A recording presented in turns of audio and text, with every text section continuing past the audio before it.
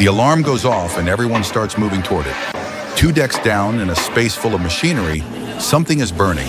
On land, this is the moment you leave the building and stand in the parking lot. Out here, there is no outside. There is a mile of cold water under the floor, and the nearest fire station is 1,000 miles away. So the people who live inside this steel box are the fire department. All of them. The cook, the mechanic, the 20-year-old who fixes radios, the officer who was asleep 4 minutes ago. Nobody calls anyone. There is nobody to call. The building is on fire, and the building is also the only thing keeping everyone on board out of the ocean. That single fact rearranges everything. A house fire is a race to get people out. A ship fire is a race to keep the ship. You cannot abandon the structure, because the structure is the ground. Every decision made in the next few hours is shaped by a rule nobody has to say out loud. This thing has to float when it is over. Start with what a fire does inside a sealed hull. It eats oxygen, the same oxygen a few hundred people are breathing. It makes smoke, and smoke has nowhere to go, so it fills passageways from the ceiling down until a corridor someone walked through this morning is a black tunnel. And it heats steel, which carries that heat into rooms the flames never reach, which is why the response starts with a word, not with water. General quarters, it is a bell and a voice on the announcing system, and it turns a floating town into a closed circuit. Everyone goes to a station they were assigned the week they arrived. Traffic in the passageways becomes one way, up and forward on one side, down and aft on the other. That one-way rule sounds like bureaucracy until you see the corridors. They are as wide as your shoulders with knee-high steel lips in every doorway. 200 people trying to move in both directions would simply stop. So the ship decides in advance which way the blood flows, and nobody has to negotiate it while an alarm is going. They are running toward red cabinets built into the bulkheads, repair lockers. Each one owns a section of the ship, and inside is everything that section might need. Coats, helmets, air bottles, hoses, extinguishers, axes, wedges, lumber. The ship is divided into pieces on purpose, so no single fire can cut everyone off from the equipment at once.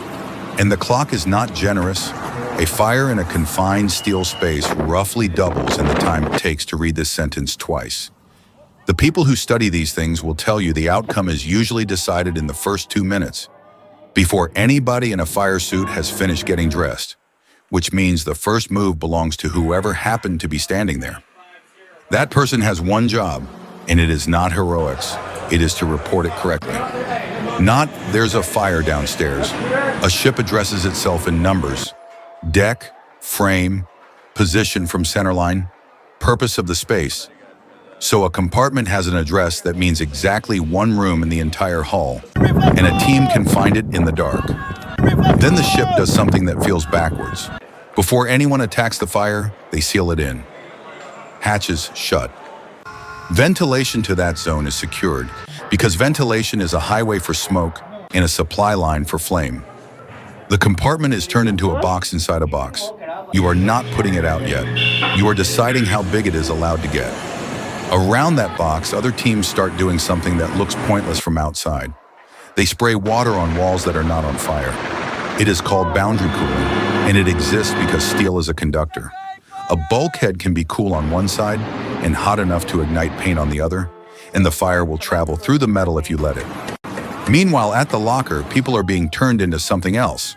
The ensemble goes on in a fixed order, with a second person checking. Trousers and boots, coat, a hood that covers the neck and ears, gloves with long cuffs that tuck under the sleeves. The goal is simple and absolute.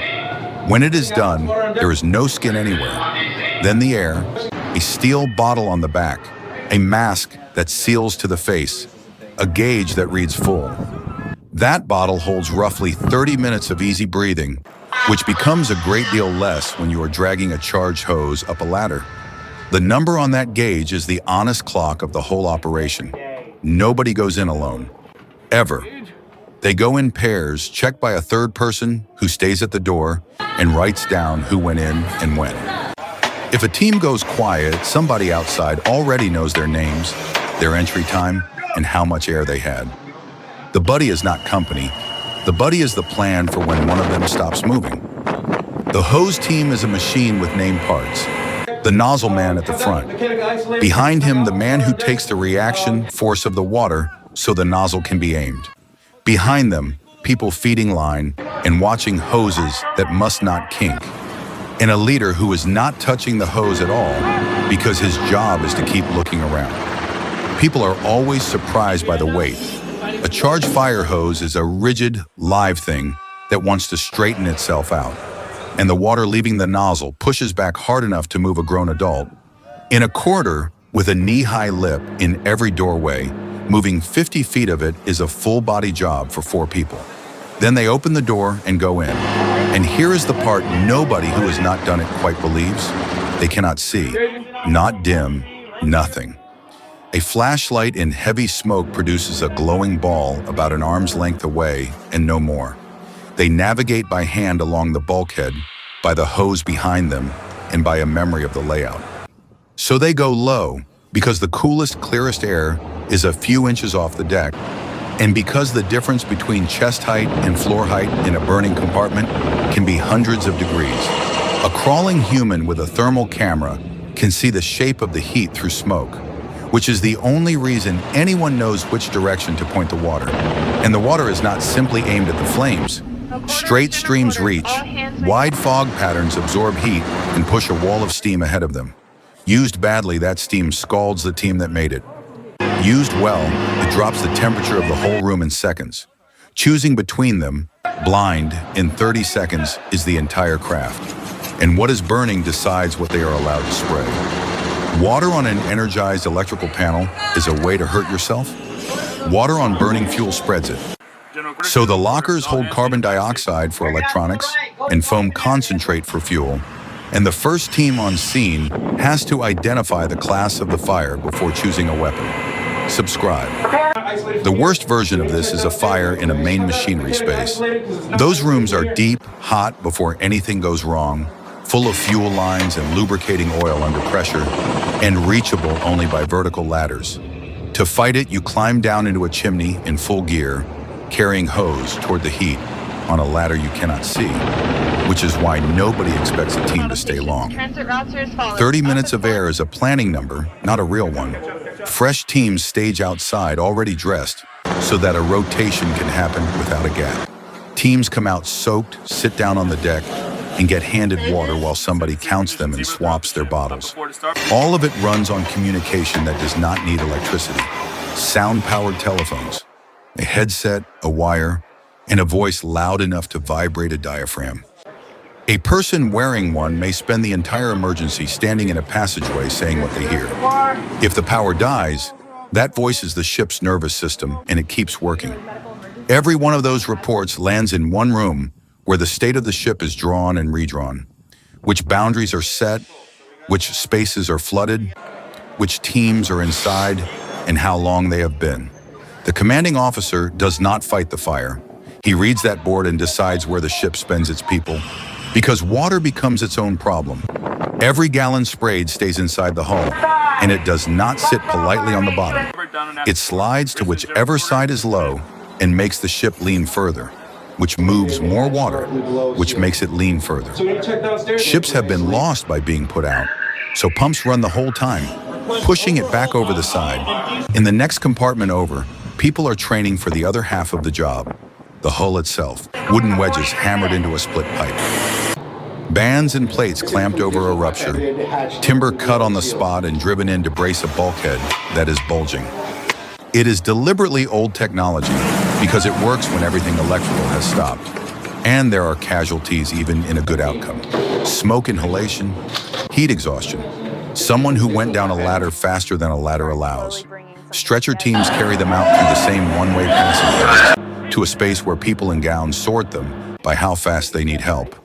The same triage you would see in a hospital at sea, mid-emergency. Above all of it, on the flight deck, another team stands ready in silver suits that reflect heat like a mirror. Their fire is a different animal, an aircraft, full of fuel, on a steel field with no exits.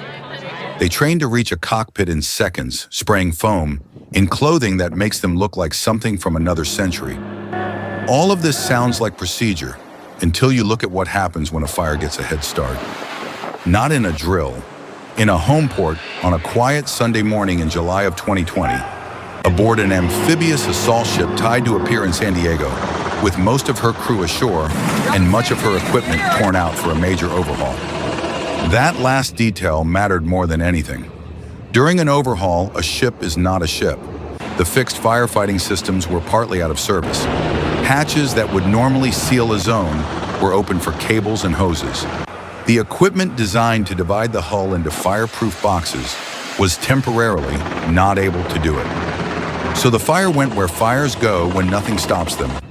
Up, through a cargo space, into the hangar, through the decks above.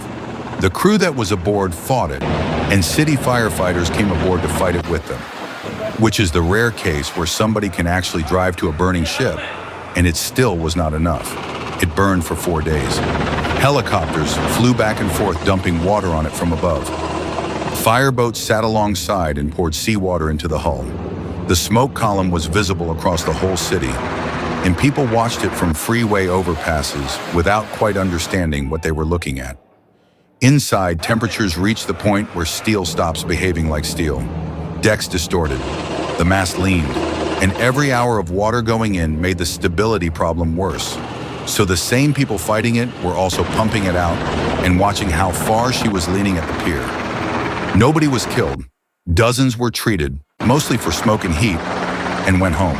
But the ship never sailed again. She was a total loss.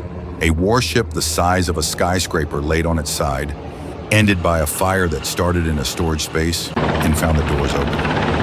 That is why the drills look the way they do. Every rule that seems excessive, one-way corridors, sealing a space before you fight it, a written log of who went through a door, is there because at some point a ship burned and somebody wrote down exactly which link in the chain was missing. So they practice constantly, tied up, underway, in daylight at 2 in the morning. They practice when the crew is tired, because tired is the realistic condition. They practice getting dressed until it takes 90 seconds and nobody thinks about the order. The whole point is to build something that survives fear, and habit is the only thing that does. And there is one more thing you notice in the footage. The person on the nozzle is not a specialist. That is the ship's cook, or the person who runs the laundry, or a 19-year-old who has been aboard for 5 weeks.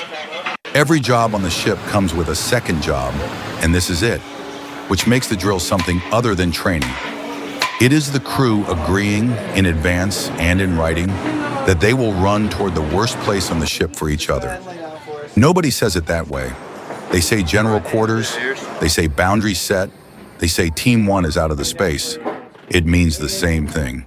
Worth remembering next time you see one of these ships from a distance. Gray, quiet, enormous, apparently doing nothing. Somewhere inside it, people are dressing in fireproof clothing on a schedule. And if you want to see the loudest, most dangerous 4 acres in the fleet, where jets are launched and caught on a moving deck, that video is next. Bilateral equal breath sounds.